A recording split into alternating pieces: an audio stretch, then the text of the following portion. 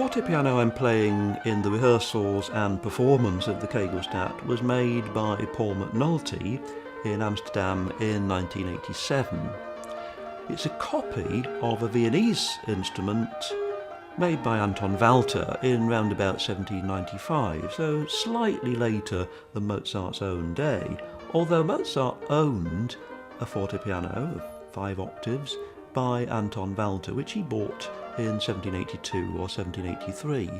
It was an instrument that he absolutely loved and which he transported regularly from his apartment in Vienna to concert halls and to intimate salons, and which he used in all of his known performances of his chamber music, of his solo piano music, and of his piano concertos in Vienna during the 1780s. What I'm sat at the moment is a wonderful Michael Rosenberger 5.5 octave fortepiano, built round about 1800, perhaps just a little bit earlier, in the Finchcock's collection of historical keyboard instruments here in Goudhurst in Kent. It's an instrument very different in design from a modern Steinway. A modern Steinway has much more metal in it because of the hugely greater tension of the strings, which of course cover a wider octave range of over 7 octaves, and which was an instrument built essentially for an entirely different purpose from the sonatas and trios of Mozart. It's a huge instrument designed to make a massive sound and carry in a large concert hall above a full-size orchestra. That's not the sound that Mozart had in mind. He had a much more cleanly profiled sound in his head. There isn't a particular fortepiano sound to be linked with Mozart. The fortepiano was an instrument in massive development, experimental development during his lifetime, and there were several different species that he knew about. The one that he owned, and indeed this one, share something of a common ancestry.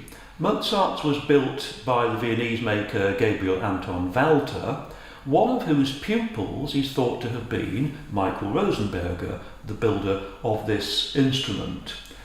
You'll notice that the tail end of the instrument is squared off, which is a feature of the later Viennese style of instrument, such as was built by Walter.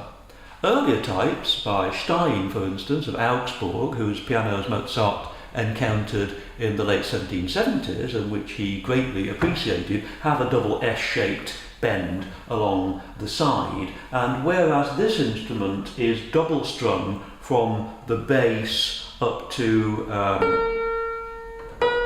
B, just almost an octave above middle C, and from there to the top is treble strung to give a little bit more sound.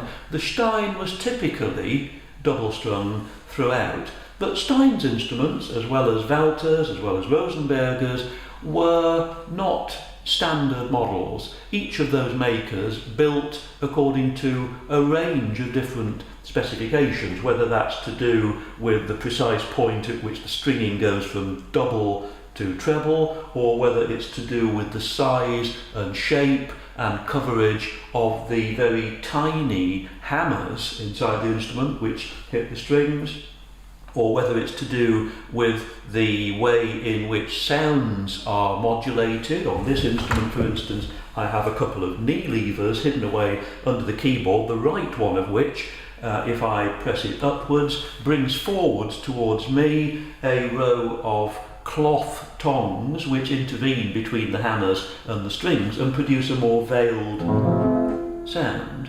There are a number of different mechanisms which Stein and Walter and Rosenberger used for sound effects of that sort. The keyboard itself is laid out very much like a modern instrument, although the precise dimensions of the black keys in relation to the white keys somewhat different, the black keys being a little bit thinner, still grouped of course in 3s and in 2s. But the most fundamental visual difference with a keyboard of this date is that actually the colours are the opposite way round. The black keys in 2s and 3s are white, and the normal white keys are black. The octaves ranges are 5.5 from low F up to treble C up there. We have a knee lever operated damper rail. When I raise my left knee on the left lever, what happens is that this rail lifts off and all of the strings are free to vibrate in that way. If I release the damper, then that is cut off. So that's an equivalent of the more modern pedal mechanism for operating the damper.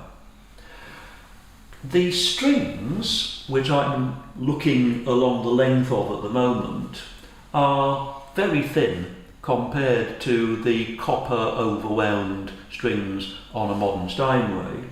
They also run in parallel along the length of the instrument with the grain of the soundboard. And that means several things. I'll pick out two. On a modern Steinway, there is cross stringing, the bass strings going diagonally across the instrument and actually covering some of the stringing for the higher registers of the instrument, and to a certain extent therefore clouding the production of the tone. Here everything is open to the elements, as it were, and what that means is that the registers, bass, treble and middle, are all rather different in their character. So the instrument is naturally quite colourful. A second thing that it means is that when I actually play a chord, for instance,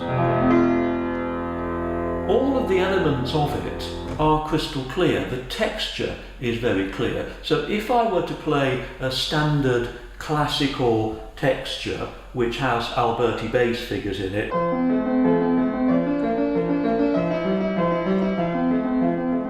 there is no sense in which the left hand part clouds the right hand. I don't have to overbalance the right hand in order to be heard over the left, which I would need to do to a certain extent on a modern Steinway type grand piano.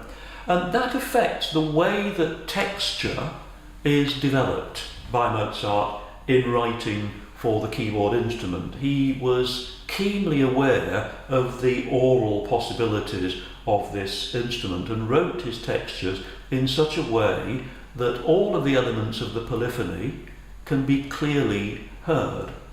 I'll just illustrate how one note operates in the middle of the register. What we have there is an immediacy of pitch attack instead of, on a modern Steinway, a percussive beginning and an immediate thereafter blooming into a very beautiful bell-shaped sound which decays over time. Here we have an absolutely immediate onset of the pitch but a very rapid decay of the pitch. That also contributes to the cleanness of the texture and the clarity of the polyphony that it's possible to capture within that. Not simply with the fortepiano on its own, but in an ensemble setting as well. So whereas in some modern performances of the Kegelstadt trio, there are textures where, if the left hand, for instance, is relatively busy or in a relatively low register played on modern instruments, both the clarinet and the viola are sometimes fighting to be heard across that texture from the piano. In the period instrument setting, you never encounter that kind of difficulty. You can play creatively what Mozart wrote in the sure and certain knowledge that the textures are going to work. I've mentioned something about the sound production, something about the special effects that the instrument can capture, whether that's the damper mechanism or the moderator mechanism. One other thing to mention is the shallowness of the key dip. When I play the keys here, I've almost no distance to travel before the sound is activated, unlike on a modern Steinway where there is a considerable depth of millimetres to be travelled vertically before any sound emerges from the instrument. That allows me to play continuous semiquaver textures in a relatively effortless way.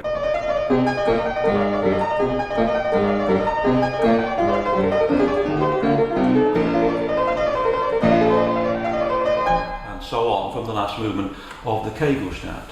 The crispness of attack on each of those notes allows for a beautiful pearly sound to emerge. Mozart himself wrote that those passages ought to flow like oil, which on an instrument of this kind and calibre they certainly do. One final thing to mention about the sound production of this is the mechanism of the instrument, which is hidden away out of view here to a certain extent, but each of the individual key levers for this instrument has sat on it within the belly of the instrument its own hammer, which means that I have an immediacy of sensation connecting my physical playing of the keys and the onset of the sound. For instance, if I were to play this little extract from the slow movement of the C major sonata K330, which Mozart wrote in 1782 or thereabouts, the repeated notes that you'll hear in a moment in the left hand, I can control very, very carefully and in a finely graded way, precisely because of the way in which the hammer is set onto the key lever itself and its very carefully regulated escapement.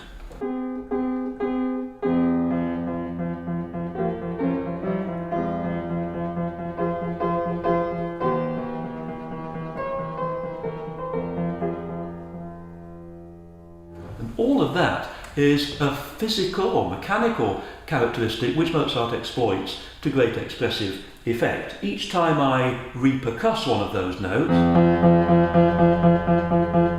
I have a direct physical connection between the sensation of depressing each key and the onset of the sound, and that is because the hammer is set directly onto the key lever. There is almost no mechanism intervening between my depressing of the key and the onset of the sound, which again gives a very close sense of involvement with the physical production of Mozart's music in a way that a modern Steinway simply does not allow.